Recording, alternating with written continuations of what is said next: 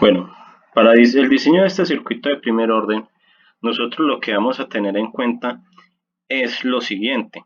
Vamos a diseñar un circuito que digamos que para decir un ejemplo vamos a poner un circuito con una ganancia de m igual a 10 y un tau o una constante de tiempo de unos 20 segundos. ¿Listo? Entonces, ¿qué es lo que debemos tener en cuenta acá para este ejemplo? Noten de que para el diseño tenemos desconocidos tres parámetros. RF, la resistencia de realimentación negativa, RC, que es la resistencia de entrada, y CF, que es la capacitancia de la realimentación negativa. Entonces, solo tenemos dos ecuaciones y tres parámetros para encontrar, es decir, que tenemos un sistema que tiene infinitas soluciones, como se dice, una solución trivial. Para este caso, nosotros tenemos ciertas restricciones. Por ejemplo, de manera física, no contamos comercialmente con valores de resistencias negativas. Lo mismo, tampoco se cuentan capacitancias negativas. Por lo tanto, entonces, una de las restricciones con las que podemos resolver esto es asumir de que todos esos parámetros son mayores que cero. Listo. Por otro lado, tampoco contamos con un amplio catálogo de dispositivos y elementos. Entonces, por ejemplo, aquí tengo una tabla de algunos de los valores comerciales que existen para las capacitancias. De por sí, desde el punto de vista comercial, es más fácil conseguir un amplio rango de valores de resistencias que obtener un amplio rango de capacitancias. Entonces, lo más práctico es nosotros, para solucionar este sistema de dos ecuaciones por tres incógnitas, es asumir el valor de una de ellas. Por ejemplo, vamos a asumir el valor de la capacitancia C sub F. En la guía a ustedes se les especifica de que tomen un valor entre 1000 y 10.000 micros.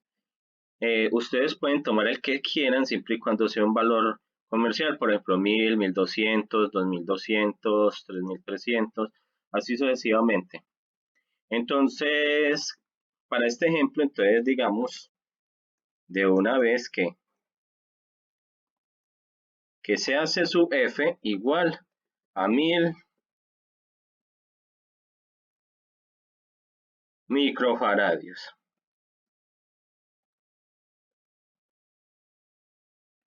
A partir de eso, ya tenemos la ecuación de tau. A partir de tau podemos encontrar ¿quién? La resistencia RF. Es decir, a partir de esta ecuación podemos obtener el valor de ¿quién? De RF. Entonces, si despejamos de ahí, podemos decir de que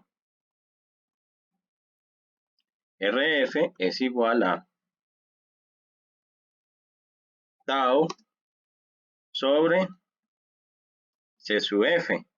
Y como nosotros ya conocemos el valor de tau, porque para este ejemplo se asigna de 20 segundos, entonces se tiene lo siguiente, vamos a tener que esto va a ser 20 dividido el valor de la capacitancia, o sea, 1000 micros, o sea, es decir, por 10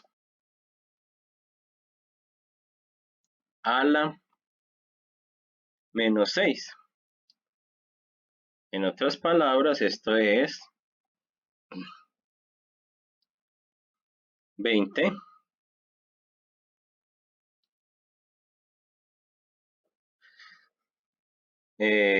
por 10 a la 3, o lo mismo que decir 20 kiloohmios. Listo. Muy bien. Como ya tenemos RF, ya nos podemos remitir a la ecuación de la ganancia y de esta manera encontrar el valor de la resistencia de entrada de RC. Listo.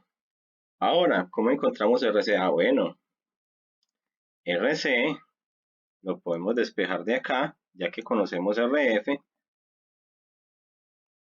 Y aquí podemos decir que RC es RF sobre M. Y como para este ejemplo vamos a tomar como M igual a 10, entonces esto va a ser lo mismo que decir 20K, o sea 20 kilo ohms, dividido 10, lo que nos da como resultado una resistencia de 2 kilo ohms.